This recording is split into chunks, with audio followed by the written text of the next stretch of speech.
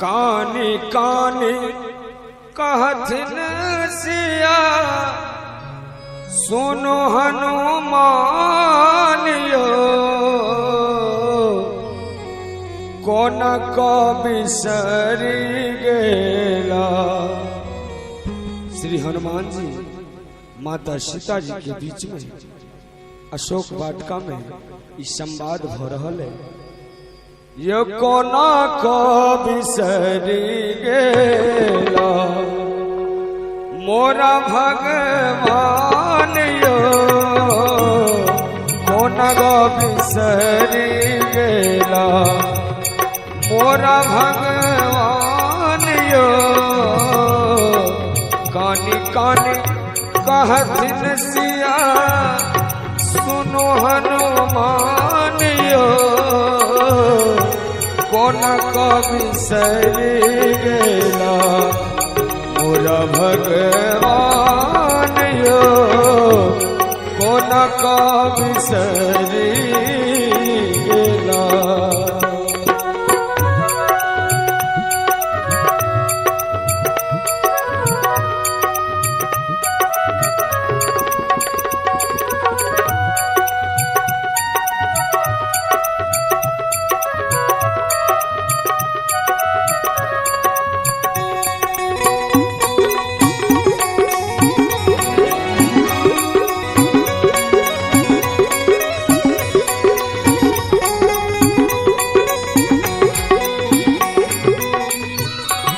हरि बिन सुन लागे सकल जहान यो हरि बिन सुन लागे सकल जहान यो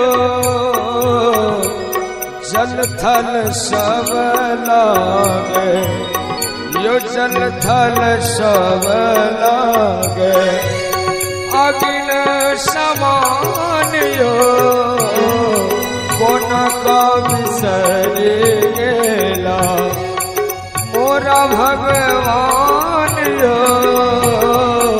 कोन को बिसरी गेला।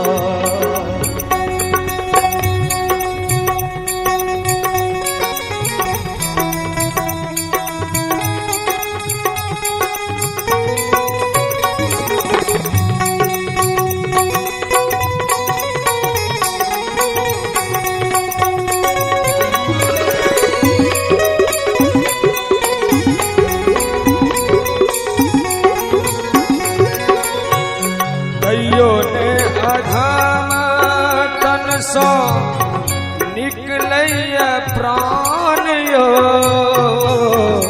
तैयो ने अधम तन सो निकलैया प्राण यो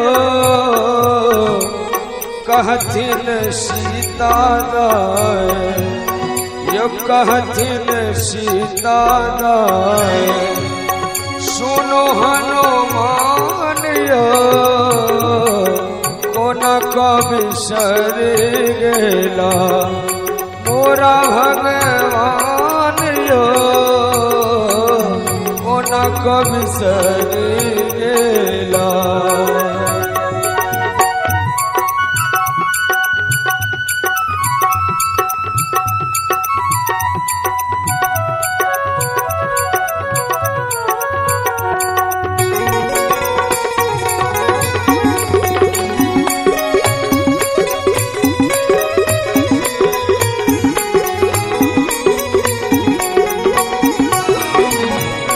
कतक दुख कहू हनुमत अपने छिसु जान यो कतक दुख कहू हनुमत अपने छिसु जान यो कोन को बिसरी गेला यो कोन को बिसरी गेला मोरा भगवान यो कोन को बिसरी गेला। कानी कानी कहथिन सिया सुनो हनुमान यो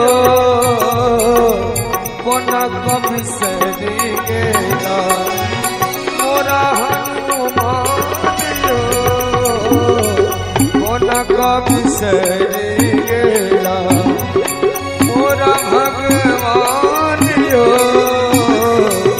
कोन का बिसरी गेला कोन का बिसरी गेला कोन का बिसरी गेला कोन का बिसरी